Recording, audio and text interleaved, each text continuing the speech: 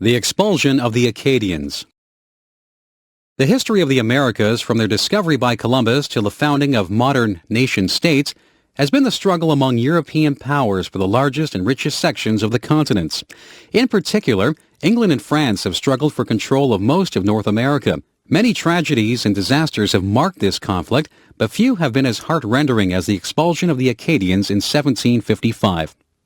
Acadia refers to what are now the maritime provinces of Canada: New Brunswick, Prince Edward Island, and Nova Scotia. In 1605, a French expedition under De Monts and Champlain established an agriculture settlement at Port Royal in present-day Nova Scotia. Although Port Royal and other colonies had very mixed success, there was a gradual increase of French settlement through the 17th century. By 1710, the French or Acadian population had reached 2,100. In 1710, Port Royal fell to the English, and the Treaty of Utrecht in 1713 confirmed British ownership of Nova Scotia and New Brunswick. By this treaty, the Acadians, that is, the French-speaking inhabitants, were allowed to stay or leave the country as they pleased. The majority of inhabitants of Acadia were French and were still being influenced by agents from France and Quebec. This made their loyalty to Britain very doubtful in time of war. Governor Phillips attempted to get the Acadians to swear an oath of allegiance to King George of England, and Phillips was able in 1729 to get the French settlers to agree to a modified oath with the understanding that they would not have to fight against the French and their Indian allies. The Acadians remained neutral during the fighting between Britain and France in 1744 to 45 in Nova Scotia. In 1749, the British established a new capital for Nova Scotia at Halifax and began to bring in English-speaking settlers. Because of threats from the French and Indians, most of these settlers remained close to Halifax. British skirmishes with the French and Indians continued, and a new war between France and England was approaching. Governor Lawrence decided that it was time to settle the Acadian question. He ordered the Acadians either to take an unqualified oath of allegiance to England or to face expulsion from the colony. At that time, in 1755, there were troops and ships from New England in the area, and it seemed like an opportune time to round up the Acadians and ship them out. When the Acadians refused to take the oath which might oblige them to fight against France, the British rounded up 6,000 of the 8,000 Acadians, burned their homes, and shipped them away to British colonies of Virginia, the Carolinas, and as far away as the mouth of the Mississippi River. Several of the transport ships sank, drowning all on board, and the Acadians died from disease and hardship. Since the expulsion order did not come from London, it has been suggested that Governor Lawrence had personal reasons for the expulsion. He may have been greedy for the land and possessions confiscated from the Acadians. Others say there was the genuine fear for the English position in North America and that Lawrence was only protecting the interests of the colony. Acadians still live in maritime Canada today. Almost 2,000 fled into the woods and eluded the roundup. Another 2,000 Acadians later returned from exile to take the oath of allegiance. Many stories were told of their sufferings. One tale relates to how on the very day of his wedding, a bridegroom was seized by the British and transported from the colony. His bride wandered for many years through the American colonies trying to find him. At last, when she was old, she found him on his deathbed. The shock of finding him and his death soon caused her death. This is the story of Henry W. Longfellow's poem, Evangeline. The Florida Everglades. Southern Florida stretches south, dividing the Atlantic Ocean from the Gulf of Mexico. Stretching further south is the Florida Keys. These coral islands are the southernmost part of the United States. Since much of southern Florida is close to sea level, it's very swampy. The famous Everglades are wetlands where tall grass and bunches of trees grow. Part of these swamps has been drained for agricultural land. The soil is rich, and market gardening is an important activity.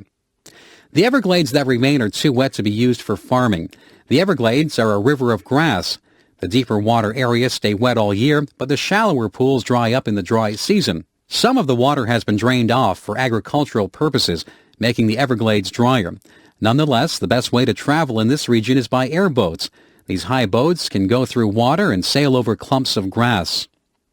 Besides the wet grasslands, southern Florida has smaller areas of tropical forest. These areas of hardwood trees are called hammocks, and they are rich in animal and plant life. Along much of the coast are mangrove trees, which provide important nesting grounds for wild birds. The Florida Keys stretch 200 miles from Miami southwest. These islands are tropical in climate, Fishing and tourism are important industries. Because of its subtropical nature, the animal and plant life of southern Florida differs from other parts of the United States. Characteristic animals are alligators and crocodiles. Alligators prefer freshwater and usually live inland, while crocodiles live in saltwater along the coast. Both animals are considered dangerous. Alligator wrestling is considered a sport for the brave or foolhardy. Probably Florida is the most famous for its birds. At one time, many species were almost extinct. Their long feathers were used on women's hats. Now the law protects them. Florida has at least 6 species of herons, several egrets, wood storks, white ibises, and cormorants. Characteristic Florida birds are the purple gallinule, the aninga, the limpkin, flamingos, and roseate spoonbills. Many of these birds are notable for their size, coloring, and interesting habits. Notable animals include the key deer, a miniature form of the white-tailed deer. There are also panthers or cougars, bobcats, marsh rabbits, mangrove squirrels, round-tailed muskrats, and the manatee. Naturally, the Everglades are home to many reptiles. Snakes are common, both water snakes and land species. There are 4 poisonous varieties. Both land and sea turtles abound, and lizards are fairly common. Fishing is a major industry. Sports fishermen go to sea in search of trophies such as marlin, sailfish, and tarpon. Smaller fish are caught commercially. Freshwater sport fish include bass and gar. After many decades of work to protect the animals and plants of the Everglades, the region finally became a national park in 1947. It is the 3rd largest park in the USA and covers 1.5 million acres. Within the park live 300 kinds of birds, 30 kinds of mammals, 65 kinds of reptiles and amphibians, and nearly 1,000 species of flowering plants. Of course, it is a major tourist attraction. The Great Walls of China. The Great Wall of China is famous in North America, and many tourists would like to travel there. However, most North Americans don't know very much about Chinese history. That is changing now, as China is becoming an important subject for study in the West. The settled communities of China were targets for nomadic raids since earliest times. For much of its early history, China was not fully unified. However, Shi Huang, who died in 210 BC, united the whole country. Then he set about defending China from the northern nomads. It seems likely there have been defensive walls in the north before. However, Shi Huang had a wall constructed across the entire north of China. This defensive wall extended for almost 2,000 miles and had 25,000 towers. Such walls were very expensive to build. They also required huge numbers of men to construct them and later to defend them. Even so, the Great Wall did not stop nomadic invasions altogether. Not long after Shi Huang's death, a tribe called the Huns crossed the wall. The Emperor Hu Ti, who expanded Chinese power beyond the wall, defeated them. Centuries later, the Mongols to the north of China were united under Genghis Khan. The Mongols attacked China, and Kublai Khan, grandson of Genghis, became the first non-Chinese emperor of China in 1279. Eventually, the Chinese rebelled and overthrew their Mongol rulers. Nonetheless, the Mongols remained a threat. In 1449, they destroyed a Chinese army and captured the emperor. A new Great Wall was begun to keep the Mongols out. This is the wall which tourists visit today and which is pictured on Chinese stamps. Construction continued for 200 years. While some parts were built of packed earth, much of the wall was built of stone, brick, and rubble. This is why it took so long. Stones had to be quarried and bricks baked and carried to the site. Laborers, peasants, soldiers, and criminals were forced to work on the wall. Large and small forts and watchtowers carefully guarded the wall. Nearly 1 million soldiers were stationed along it. The Chinese defenders lit fires when the enemy was sighted. Plumes of smoke and cannon shots told that the enemy was advancing and how many there were. By 1644, the new wall was almost completed. That same year, however, an internal uprising overthrew the emperor. This revolt was partly caused by the high taxes demanded to pay for the wall. The emperor's men invited the nomadic Manchu tribe to come through the gates in the wall to help put down the revolt. The Manchus came, but they stayed and ruled China for several hundred years. Since the Manchus ruled both north and south of the wall, they did not care about maintaining it. Many parts fell into disrepair, and some completely disappeared. Today, the parts that remain are a major tourist attraction. The Great Wall of China is one of the wonders of the world, even if it really didn't succeed in its purpose of keeping the northern nomads out of China. The Internet. The first working computers in the 1950s and 1960s were large mainframe machines. In some ways, they were like large calculating machines. The U.S. government, the military, and businesses and institutions used them for specific tasks. For example, they might be used to handle the payroll. As more uses were found for computers, the need to transfer data from one computer to another became a concern. In 1969, the U.S. government sponsored a program to explore ways for computers to transfer data over telephone lines. The first Internet was created with 4 computers linked together. Of course, computer use increased beyond anyone's expectations. Standards were developed that describe how data was to be transferred between computers. A common language for commands and communications emerged. Operating programs such as MS-DOS, Unix, Macintosh, and Windows came into existence. The Internet quickly expanded beyond government and military uses. The PC became the standard form of computer. Private agencies acted as hosts for Internet usage. Around 1982, there were 213 hosts. By 1986, there were 2,300. Today, there are millions. The role of computers expanded so quickly that the USSR, which had discouraged computer use, found itself left behind by the USA. Part of the reason for the collapse of the Soviet Union in 1989 was that they had fallen too far behind the United States in high-tech areas to ever catch up. One of the most popular uses of the computer is electronic mail or email. You can send a letter by computer over the Internet to anywhere in the world in seconds or less, and it doesn't cost anything extra. Now data can be transferred great distances almost instantaneously. Another major Internet use is the World Wide Web. In the early days, all web pages were text only. In the 1990s, it became possible to make web pages interactive and multimedia. Interactive means that readers could click on items on the web page and get more information. They could also communicate directly with the web page owner. Multimedia means that web pages were no longer text only. They could also have graphics, film, video, and audio. This has helped to turn computers into popular entertainment. Nowadays, people spend hours every day surfing the net. However, there are some problems. For some people, computers are addictive. Many businesses are trying to control employees using the net during working hours. Since the Internet includes just about every kind of information, not all of it is good. You can find directions on how to become a criminal or a terrorist. There are scam artists who want to cheat you out of money. There are also aggressive pornography salesmen, not to mention people who want to kill your computer with viruses. Since the Internet is not closely regulated, it's up to individual users to follow computer etiquette. Parents need to supervise their children's use of the net. Although the Internet has some disadvantages, many people see the net as one of the greatest inventions of modern times. The Planetarium. All around the world, stargazing is a popular activity. The night sky lit up with stars is one of the most impressive scenes in nature. Besides its natural beauty, people study the night sky for many reasons. Some believe that they can read the future in the stars.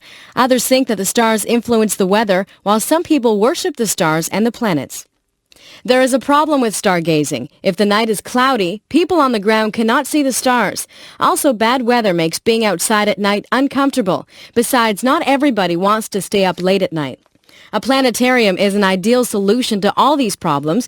A planetarium is usually a large dome-covered building. It has seating like a theater. The program here is a star show. A special projector throws a picture of the night sky on the ceiling of the planetarium theater. Like a movie projector, the planetarium projector can show a constantly changing program. It can show how the stars look right now, how they looked thousands of years ago, and how they will look in the future. Planetariums can be both entertaining and educational. School children can go to learn about the 9 planets of the solar system or about the various groupings of stars. Planetarians can teach you how to find the stars and planets yourself when you're out at night. There can also be dramatic showings about changes to the universe over time. This is also a way to view special phenomena like Halley's Comet, which only appears once in a lifetime. Planetarians can also show how ancient people view the skies. Shepherds living out under the sky imagined that groups of stars represented wonderful people and huge animals. Stories were told about these constellations. Sometimes the story explained how the people or animals became stars. For example, why Orion, the mighty hunter, is chasing Taurus, the bull. Planetarians can project these figures on their screen. They can also speed up changes in the heavens. It takes about 28 days for the moon to travel through all its phases.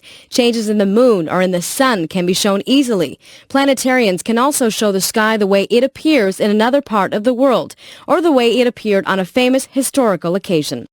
Special heavenly phenomena, such as a meteor shower, can also be demonstrated. Things that appear only rarely in the real sky can be shown every night. A planetarian is usually concerned to put into special programs to keep its audience coming back. Since the heavens are always moving and changing, there is no shortage of ideas for programmers. Alexander Graham Bell.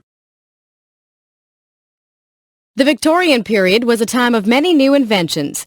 Earlier discoveries such as the steam engine, the screw propeller, the power of electricity, and the possibility of sending messages along a wire were now applied to everyday life. Inventors such as Thomas Edison and Nikola Tesla explored new methods for harnessing electric power. Some of the greatest discoveries were made by Alexander Graham Bell. Bell was born in Scotland in 1847. Both his father and grandmother taught speech methods and worked with deaf and dumb children. Alexander was also interested in this work, especially as his mother was almost deaf. Alexander's two brothers died of tuberculosis, and he himself contracted the disease, so his parents decided to leave Scotland for a drier, healthier climate.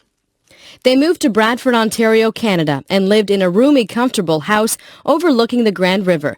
Today, the Bell Homestead is an historical museum that attracts visitors from all over the world. At that time, Canada did not have a lot of business opportunities, so Alexander found a job teaching speech in Boston, USA, but he returned to Brantford every summer. In Boston, Bell married one of his deaf students. His father-in-law suggested that there were good business opportunities in inventing communication devices. Bell soon developed a method for sending more than one telegraph message at the same time. While working on improving the telegraph, Bell and his assistant Thomas Watson found a way to send the human voice over wires. On August 10, 1876, Bell sent the first telephone message over wires strung between Brantford and Paris, Ontario, 8 miles away. The telephone caused an international sensation, with government leaders asking to have one, but Bell didn't stop there. He worked on the recording properties of wax cylinders and other approaches to flat phonograph records. He also developed the photophone, which later led to the development of the motion picture soundtrack. Bell worked on these inventions at his laboratory in Washington, D.C., but he didn't like the hot, humid summer weather there, so Bell began looking for a new place to spend his summers. He decided to build a summer home in Cape Breton Island, Nova Scotia. The island reminded Bell of his native Scotland. Now he had space during the summer to do experiments outside. He soon began to experiment with flying machines. Bell designed and tested huge kites, hoping to come up with a frame for a flying machine. Along with some enthusiastic friends, Bell also experimented with airplanes. On February 23, 1909, one of these planes flew through the air for half a mile. This was the first airplane flight in the British Empire. The Alexander Graham Bell Museum in Baddeck, Nova Scotia, displays many of these inventions. Bell was also interested in making a faster boat. Since much of a boat stays underwater, the water resistance slows the boat down. Bell thought that if you could raise the boat out of the water, it would go much faster. Working on Cape Breton Island, Bell and his friends developed the hydrofoil, a boat that would skim the surface of the water at high speeds. Hydrofoils are in use in many places today. Every time people use the telephone, listen to a recording, watch a movie or television, or ride on a hydrofoil, they owe a debt to that great inventor, Alexander Graham Bell. The story of Anne Frank. War, persecution, and economic depression affect not only adults but also old people, children, babies, the sick, and the handicapped. Since history is written mostly about politicians, soldiers, intellectuals, and criminals, we don't read very often about how events affect ordinary people. Now and then a special book will shed light on what it was like to live in the midst of terrible events. Such a book is The Diary of Anne Frank. Anne Frank was born in Frankfurt am Main, Germany in 1929. Her father, Otto Frank, was a businessman who moved the family to the Netherlands in 1934. In Amsterdam, Otto started a company selling pectin to make jams and jellies. Later, he began a second company that sold herbs for seasoning meat. Otto Frank had decided to leave Germany because of the policies and personality of the new German Chancellor Adolf Hitler. Hitler had a personal hatred, not only for Jewish people, but also for everything Jewish. He felt that one way to strengthen Germany and solve its problems was to kill or drive out all the Jews. Hitler also felt that other groups such as blacks, gypsies, the handicapped, homosexuals, and the chronically unemployed should be eliminated. Then only strong, healthy, true Germans would be left. Since Hitler had a plan to solve Germany's economic problems, he received a lot of popular support. Very few Germans realized that he was mentally and emotionally unbalanced and would kill anyone who got in his way. The Frank family was Jewish, and they felt that they would be safe in the Netherlands.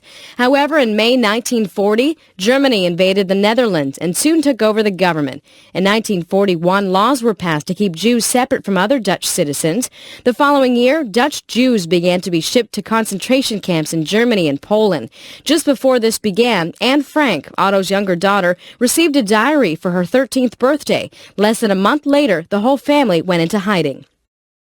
Otto Frank had made friends with the Dutch people who worked with him in his business operations. Now these friends were ready to help him, even though hiding Jews from the authorities was treated as a serious crime. Behind Otto Frank's business offices, there was another house that was not visible from the street. Here the Franks moved many of their things. Only a few trusted people knew they were living there. The Franks moved into these small rooms on July 6, 1942, and they lived there with another Jewish family, the Van Pels, until the police captured them on August 4, 1944. So for more than 2 years, the two families never went outside. All their food and supplies had to be brought to them. During this period, Anne Frank told her diary all of her thoughts and fears. Like any teenage girl, she hoped that good things would happen to her, that she would become a writer or a movie star. She complained that her parents treated her like a child. She insisted that she was grown up. She also talked about how difficult it was to live in a small area with 7 other people and not to be able to go outside. She wrote about the war and hoped the Netherlands would soon be liberated from the Germans.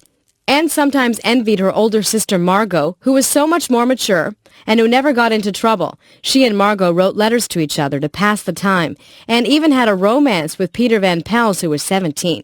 Then all their fears came true. All the 8 Jews hiding in the house were arrested and eventually sent to Auschwitz death camp in Poland. Although the war was ending, it did not end soon enough for the Frank family. Only Otto Frank survived the war. One of their helpers, Miep Gies, saved Anne's diary and kept it. After the war, Otto Frank decided to publish it. Since 1947, more than 20 million copies had been sold in 55 languages. Anne's diary shows the terrible cost of hatred, persecution, and war better than any history. Charlotte Church.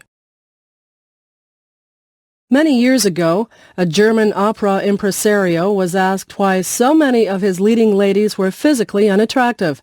He replied, "The ones who look like horses sing like nightingales, and vice versa." Certainly a good voice doesn't always go with an attractive appearance, but in our day of media images, good looks seem very important. Charlotte Church recorded her first album when she was 12 years old. It was called Voice of an Angel. Everyone agreed that the little girl has a very big voice, and they were delighted that Charlotte not only sounded like an angel, she also looked like one. Her sweet schoolgirl appearance and winning smile are part of her success. Charlotte Church was born in Cardiff, Wales, in February 1986. Music and singing are very important in Welsh culture, and all of Charlotte's family were musical. Although Wales is part of Great Britain, the Welsh people are very proud of their own language, history, and heritage. Now that Wales has its own parliament in Cardiff, Welsh culture is promoted even more strongly. Charlotte sings some of her songs in the Welsh language. Charlotte began singing along with the radio as an infant, and by the age of 3, she could sing a number of popular songs. She began singing lessons when she was 9. Charlotte first appeared on television early in 1997. This led to a number of other TV and concert appearances. In 1998, she signed a contract with Sony to record 5 albums. Since Charlotte's first album appeared, she has spent a lot of time doing promotional tours. Since she's a schoolgirl, her 2 tutors travel along with her. Voice of an Angel was recorded in 5 days in Cardiff, Wales. All the songs were ones that Charlotte already knew and liked. These included Pie Jesus, The Lord's Prayer, Jerusalem, and Danny Boy. The album came out on November 9, 1998, and within a couple of weeks was number 4 on the popular music charts. She recorded her second album, Charlotte Church, in 1999. Traveling involves doing showcases for people in the music industry and the media. This is to encourage people to promote your music. Charlotte also appeared on various U.S. talk shows, including David Letterman and Jay Leno. She finds that she gets asked the same questions over and over again. Besides media celebrities, Charlotte has met many leading public figures. Since she is a Roman Catholic, Charlotte was especially excited to meet the Pope. This was after she'd been invited to sing at a Christmas concert at the Vatican. She was also asked to sing at Prince Charles' 50th birthday party in 1998. She saw the Prince again in 1999 when she sang at the official opening of the Welsh National Assembly. Queen Elizabeth and Prince Philip talked to her too. Later that year, she sang for Bill and Hillary Clinton at the Ford Theater in Washington. Something that people like about Charlotte Church is that when she hasn't been spoiled by fame. Many show business kids are loud, brash, noisy, and rude. But when she is away from the stage, the young singer leads a normal life with her family and friends. Even when she is on TV, she comes across as an ordinary teenager, but a very nice one. Charlotte's voice always gets comments. It seems like such a big voice for a little girl. Very few teenagers have a powerful operatic voice like hers. Some people have found it hard to believe that it is actually Charlotte singing. For the most part, she enjoys her success. She likes to travel and meet new people. Los Angeles is her favorite city, and she likes the United States and Canada. But she is always glad to get home to Wales and be with her friends. At the moment, she goes to an all-girls school, so she doesn't see boys very often. But at age 15, an interest in boys is likely to become a factor in her life. Charlotte now has recorded 3 albums, and we can expect a 4th in 2001. She also has written an account of her life for all her fans. It is entitled Voice of an Angel, My Life, So Far. Christmas Holidays. In many ways, Christmas is the most important holiday in North America. It is the most important commercial festival. Most retail stores do half their annual business in the 6 weeks or so before Christmas. Christmas is an important holiday from work and school. Many workers take the whole week off between Christmas and New Year's Day. It is the biggest time of the year for parties, gift-giving, home decorations, and visiting. Many homeowners compete to see who can have the best display of lights. It is also an important time for the entertainment industry. Many Christmas movies, TV shows, recordings, concerts, and plays are produced every year for the Christmas season. It is also the time of year when the largest number of people attend church, because Christmas is a religious festival too. It celebrates the birth of Jesus. How all these different things came together to become Christmas is a long story. Why, for example, is Jesus' birthday celebrated on December 25th? No one knows the exact day that Jesus was born, but Jesus was born during the Roman Empire, and for the Romans, December 25th was a very important day. The Romans had many gods and many religions. 2 religions, both of which had one main god, were the worship of the invincible sun and Mithras. These gods were both honored on December 25th. Because December 25th was just after the shortest day of the year, it was a natural time to worship the sun. December was also a time to celebrate the end of the agriculture year. The Romans held one of their main festivals, the Saturnalia, beginning on December 17th. That lasted for a week. The Romans also began the custom of celebrating New Year's Day on January 1st. So the last half of December and the beginning of January was a wonderful time for partying and games. The early Christians didn't know what day Jesus was born. At first they celebrated his birthday on January 6th. However, as most people in the Roman Empire were becoming Christians, it was decided to move the date to December 25th. The celebration lasted 12 days until January 6th and took the place of all other festivals. That way, people who were used to celebrating on December 25th would feel more comfortable. As different peoples became Christian, they brought their own customs to be part of Christmas. The people of Northern Europe used evergreen trees and mistletoe as symbols of spring and eternal life. The evergreen tree became the Christmas tree. The mistletoe is hung from the ceiling at Christmas for couples to kiss under. It was also in Northern Europe where the idea of Santa Claus, or Father Christmas, began. In Roman times, there was a man who became known as Saint Nicholas. He is said to have given gifts to the poor and provided dowries for poor girls who wouldn't otherwise be able to marry.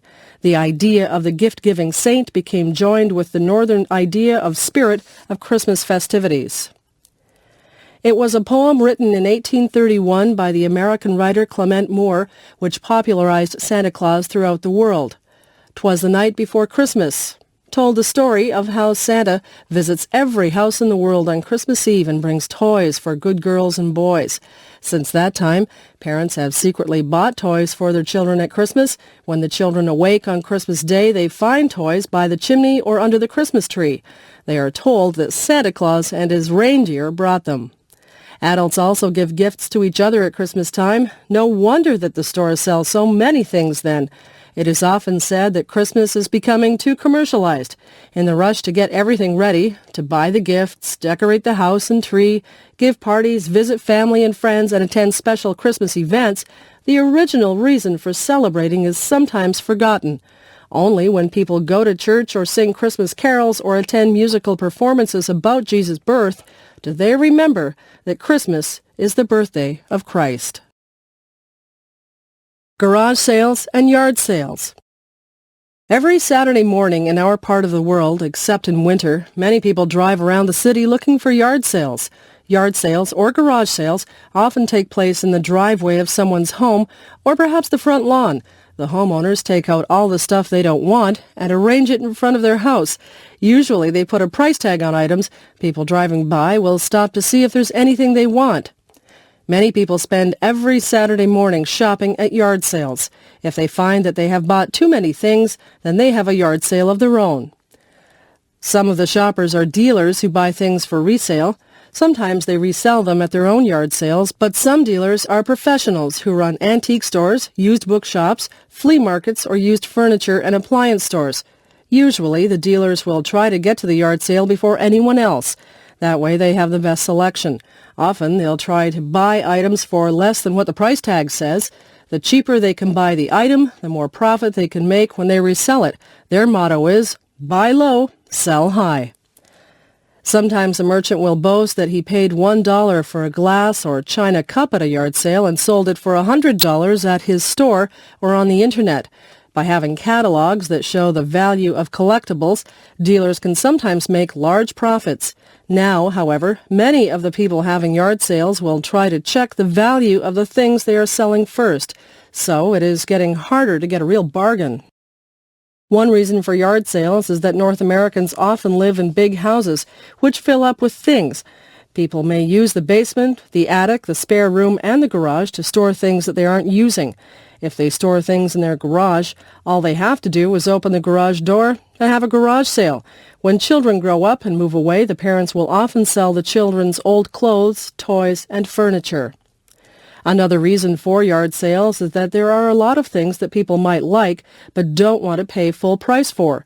For example, if someone likes to read novels, they may be happy to pay $1 for a book at a yard sale rather than $20 or $30 at a retail store. What sorts of things are sold at yard sales? Just about anything you might find in a house or yard. There are ornaments, china, home decorations, sports equipment, bicycles, games, dolls, toys, tables and chairs, lamps, appliances, books, records, paintings, clothes, record players, and much, much more. Some items are things that were popular a few years ago, but now have gone out of fashion. This might include many toys, books, and games that relate to an old television show that is no longer being shown. While a lot of older people go to yard sales, so do a lot of students. Students and young people may need cheap furniture for their apartment or a bicycle to get to school or work. They may not be able to pay full price. If you are lucky, you can find almost anything at a yard sale. The trick is to get there early. Most yard sales are advertised to start at 9 a.m., but dealers may arrive as early as 7:30 a.m. By 10 a.m., the busiest part is already over, although most yard sales go on into the afternoon. Yard sales tend to prove the common saying that one person's trash is another person's treasure. Helen Keller. What would it be like to be unable to see anything, hear anything, or say anything? Life for young Helen Keller was like that. She had an illness before she was 2 years old that had left her deaf, dumb, and blind. After that, it was difficult for her to communicate with anyone. She could only learn by feeling with her hands. This was very frustrating for Helen, her mother, and her father. Helen Keller grew up in Alabama, USA, during the 1880s and 1890s. At that time, people who had lost the use of their eyes, ears, and mouth often ended up in charitable institutions. Such a place would provide them with basic food and shelter until they died, or they could go out on the street with a beggar's bowl and ask strangers for money. Since Helen's parents were not poor, she did not have to do either of these things, but her parents knew they would have to do something to help her. One day, when she was 6 years old, Helen became frustrated that her mother was spending so much time with a new baby. Unable to express her anger, Helen tipped over the baby's crib, nearly injuring the baby. Her parents were horrified and decided to take the last chance open to them. They would try to find someone to teach Helen to communicate. A new school in Boston claimed to be able to teach children like Helen. The Kellers wrote a letter to the school in Boston asking for help. In March of 1887, a teacher, 20-year-old Anne Sullivan, arrived at the Kellers' home in Tuscumbia, Alabama. Anne Sullivan herself had a very difficult life. Her mother had died when she was 8. 2 years later, their father had abandoned Anne and their little brother Jimmy. Anne was nearly blind and her brother had a diseased hip. No one wanted the two handicapped children, so they were sent to a charitable institution. Jimmy died there. At age 14, Anne, who was not quite blind, was sent to a school for the blind in Boston. Since she had not had any schooling before, she had to start in grade 1. Then she had an operation that gave back some of her eyesight. Since Anne knew what it was like to be blind, she was a sympathetic teacher. Before Anne could teach Helen anything, she had to get her attention. Because Helen was so hard to communicate with, she was often left alone to do as she pleased. A few days after she arrived, Anne insisted that Helen learn to sit down at the table and eat breakfast properly. Anne told the Kellers to leave, and she spent all morning in the breakfast room with Helen. Finally, after a difficult struggle, she got the little girl to sit at the table and use a knife and fork. Since the Keller family did not like to be strict with Helen, Anne decided that she needed to be alone with her for a while. There was a little cottage away from the big house. The teacher and pupil moved there for some weeks. It was here that Anne taught Helen the manual alphabet. This was a system of sign language. But since Helen couldn't see, Anne had to make the signs in her hands so she could feel them. For a long time, Helen had no idea what the words she was learning meant. She learned words like box and cat, but hadn't learned that they referred to those objects. One day, Anne dragged Helen to a water pump and made the signs for water, while she pumped water over Helen's hands. Helen at last made the connection between the signs and the thing. Water was that cool, wet liquid stuff. Once Helen realized that the manual alphabet could be used to name things, she ran around naming everything. Before too long, she began to make sentences using the manual alphabet.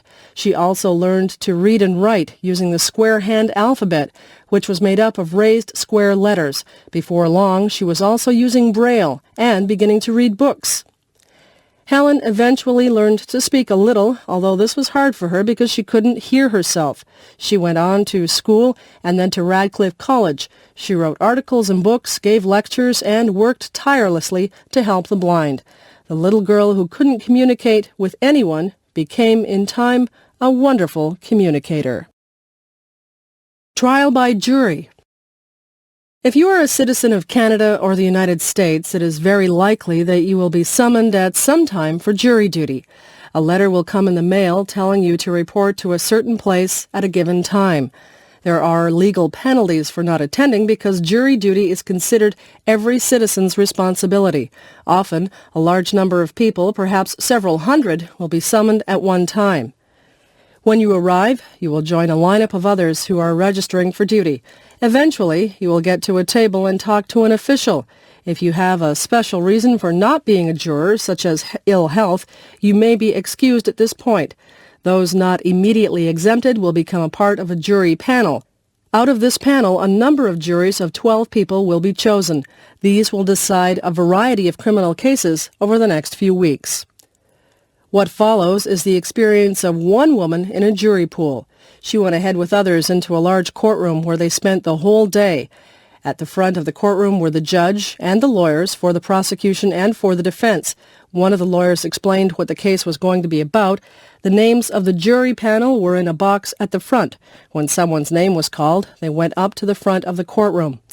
The person called up would then have a chance to explain why they couldn't serve as a juror if there was some reason preventing them. For example, one woman was dismissed because she knew the accused. The first jury to be chosen was for a burglary case. A panel member went forward and faced the accused. Then the lawyers in the trial decided whether the juror was satisfactory to them. At lunchtime, the panel was dismissed for an hour. The second jury was to try someone on a charge of murder. Usually, the panel was told approximately how long the trial might be. Since jurors are not usually paid, many would like to avoid being involved in a long trial. The woman was called forward and had to look the man accused of murder in the eye. This made her quite nervous. Judging by her expression, the two lawyers would decide whether they wanted her on the jury or not. The defense lawyer would try to choose someone who seemed sympathetic to the man accused. The prosecutor would prefer someone who was not sympathetic. The woman excused herself by saying she had a very young child to look after and no relatives to help. She was allowed to go home at the end of the day. Some people wonder whether it is fair for lawyers to dismiss jurors who may not be sympathetic in their cases. For example, defense lawyers may try to choose young people if they think these will be less severe to their clients. In the case above, the lawyers seem to prefer women to men. This means that a lot of people are dismissed from being jurors without a good reason. One principle of the jury system, however, is to protect the rights of the accused particularly well. One might say that the jury system is biased in favor of the defendant. This is why defense lawyers have an opportunity to dismiss people who they think will not be favorable to their clients. Furthermore, having 12 jurors gives the defense a good opportunity for a successful defense. If the defense attorney can raise a reasonable doubt about the guilt of his client in even one juror, then the accused has a chance of being released. This happened in the O.J. Simpson murder trial. There, even though there was strong evidence that Simpson committed the crime, the defense was able to insinuate some doubts among the jurors. Moreover, the defense lawyers may be able to appeal to the emotions of the jurors, particularly if they can think of a way to gain sympathy for their client. For this reason, defense lawyers are more likely to choose trial by jury over trial by judge alone. A judge is less likely to be swayed by emotion than a jury, and a defense attorney may also prefer a criminal trial to a civil suit. In the latter case, the client does not have to be proven guilty beyond a reasonable doubt, but will be found liable if the preponderance of evidence is against him or her. This is why O.J. Simpson was acquitted on criminal charges, but then found liable for damages in a civil suit. A favorite place. It is good to have a favorite place where you can go to be alone and relax. Sometimes this spot is your own room or a quiet part of the house. Sometimes it is somewhere outdoors, away from people and busy streets. Or you may feel most comfortable in a shopping mall or a downtown park. Our favorite place is especially nice to go at times of stress. When work gets too hectic or we have trouble with other people, then our favorite place is a refuge from these difficulties. My special spot is very close to where I work. It is on a busy university campus. At one end of the university, hidden among several buildings, there is a pond. This pond is surrounded by large rocks, which rise up like a small cliff on one side. Shooting out of these rocks are water pipes, which create a small waterfall. The water is drawn up from the bottom of the pond and drops back into the middle. This keeps the water from becoming stagnant. On the other side of the pond, there is a grassy shore and a flat stone patio. Here, in the summer, people can sit out and have meals. Yet, very few people come here to sit, perhaps because they are very busy with their work. There is something very calm and pleasant about trees and grass and shade, about birds singing and water rippling, and flowers blooming all around. Green is a relaxing color for the eyes. Still water suggests peace. Running water seems full of life. There is a large weeping willow tree on the grassy side of the pond. Its branches touch the water and shade much of the pond. Rushes grow in the shallow water. The pond is only about 3 feet deep. In the summer, there are beautiful water lilies in bloom over much of the pond. Sometimes I have counted over 30 blooms, and some flowers are over 5 inches wide. Goldfish and minnows are the pond's chief inhabitants. But there are also crayfish and other animals.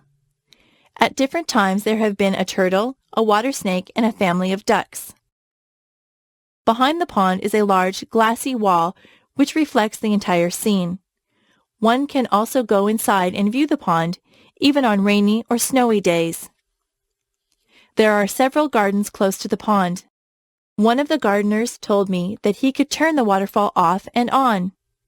Usually on the weekends it is turned off, but if there is a special event, the waterfall is left on. Behind the glassy wall is a cafeteria. Here, visitors to the university are sometimes taken for meals. The students do not use it. In the winter, the pond freezes over. Sometimes, if the winter is very cold, the pond freezes right down to the bottom. Then, most of the goldfish and minnows die. Usually some survive in the mud at the bottom of the pond. Occasionally, people will skate on the pond if the ice is smooth. When spring comes, a lot of the old rushes and water lily leaves from the previous year are cleared away. This makes the pond more attractive and gives the new plants room to grow. If there are too many rushes, they are sometimes cut down in summer. Then visitors can see the water lilies better. Chances are that if you ever visit Brock University in St. Catharines, Ontario, you will hear about Pond Inlet. And if you come in the summer, you will probably see me there, thinking about my next article. Business ethics. What do business and ethics have to do with each other? Business is about making profits. Ethics is about right and wrong. How are they connected? Well, business ethics is the study of right and wrong as applied to business actions. Some businessmen would say that there is no need for business ethics. If we don't break the laws of the country, we have nothing to worry about. However, we can do many bad things without breaking laws. In some countries, it would be legal for a businessman to pollute the land, sea, and air, to confine his workers to barracks, and to hire children to work in factories. But these things may not be right. On the other hand, it may be illegal for a businessman to do some good things. For example, his society may expect him to treat people unequally and discriminate against some ethnic or religious groups. In order to know what is right or wrong, we need a moral rule. This rule does not come from business itself, but from ethics. So we need a statement of what we believe to be right. The American Declaration of Independence in 1776 states an ethical principle. We hold these truths to be self-evident, that all men are created equal. The Declaration further tells us that all men have a right to life, liberty, and the pursuit of happiness. Principles such as these can be used in American politics and law to decide whether an action is right or wrong. Many companies have their own ethical guidelines. IBM, for example, outlines its corporate ethics under headings such as tips, gifts, and entertainment, accurate reporting, fair competition, and not boasting. So each employee knows what to do or not to do in various situations. Ethical choices are made on 3 levels. Individuals, by companies, and by societies make them. An individual might choose whether or not to accept a bribe. A company might decide whether or not to bribe government officials. A government or society might decide whether or not to outlaw bribery. Similar principles of right and wrong might be used at all 3 levels. For example, it might be decided that bribery is simply wrong in all situations. On the other hand, it might be decided to view the situation case by case. In other words, there is a strong ethical stand and a more tentative ethical stand. The strong ethical stand applies when you have a basic moral principle and apply it to all situations. For example, you might believe that it was always wrong to let workers handle hazardous substances without any protection. The weaker stand would consider whether it is legal to do so. If it is legal to let workers handle dangerous materials, and this conforms to social expectations, then the weak ethical stand would say, no problem. As long as the law is not broken and no one strenuously objects, then everything is okay. However, in ethics, there is a principle called the moral minimum. This principle means that you should never harm another person knowingly. The only exception would be to protect some other people or yourself. So business ethics would say that the businessman who exposes his workers to hazardous chemicals is wrong. He is not practicing the moral minimum. Colonial Williamsburg. Travelers in the desert or the jungle sometimes see the remains of old cities. These cities were once large and prosperous, but something has changed. Perhaps the climate got drier or wetter. Perhaps the trade routes, which had brought merchants to the city, now went elsewhere. Perhaps enemies destroyed them. Or perhaps disease or famine drove the people away. Other cities which were once important have become less so in time. Jamestown, Virginia, the first English colony in America, is now only an historic site. It began as the capital of Virginia, but when fire destroyed the government buildings in 1699, the capital was moved to nearby Williamsburg. Williamsburg was an important town for many years. The British governors lived there, and 2 of them worked on the plans for the town and its buildings. The College of William and Mary was established there in the 1690s, the second oldest college in America. As the capital, Williamsburg contained many public buildings, including a courthouse, a jail, a powder magazine, the governor's palace, and the government building. Of course, there were many private houses as well. From 1699 until 1780, Williamsburg was the capital of Virginia. Many people came there for government and legal business. It was also a social center with dances, fairs, horse races, and auctions. The governor and his wife provided expensive dinners and entertainment for their guests. Most of the important people in Virginia owned tobacco plantations. In 1612, John Rolfe had first raised tobacco to sell to England. Soon, tobacco farming was Virginia's most important business. Most planters were able to build large houses and buy slaves to do their work. One plantation owner is said to have owned 300,000 acres of land and 1,000 black slaves, as well as having large amounts of money. The planters were the leaders of this colonial society, and they resented British interference in their local government. When England imposed taxes on the American colonists in 1765, it was a Virginian, Patrick Henry, who spoke against them. His words, "Give me liberty or give me death," helped to inspire the American Revolution. As complaints about British rule increased, it was Virginians who led the rebels. George Washington became commander of the Revolutionary Army, and Thomas Jefferson drafted the Declaration of Independence in 1776. In 1780, the capital of Virginia was moved to Richmond. Williamsburg was now simply a small college town of local importance. Not much changed in Williamsburg for many years. In the 20th century, the Reverend Dr. Goodwin, who was the priest at the Williamsburg Church, had the idea of restoring Williamsburg to the way it appeared in colonial days. Goodwin approached John D. Rockefeller, Jr. with his idea, and Rockefeller agreed to finance this project. Beginning in 1926, the old buildings of Williamsburg were restored to their original form. First were the college buildings, then the Raleigh Tavern, the government building, the governor's palace, and so on. Buildings that had been destroyed over time were reconstructed from plans and descriptions. Soon the restored buildings were open to the public. Guides, dressed in 18th century costumes, show visitors through the buildings and gardens. Visitors can also travel to nearby tobacco plantations. Now, tourists who pay admission to visit this wonderful historic town finance much of the work of restoration and conservation.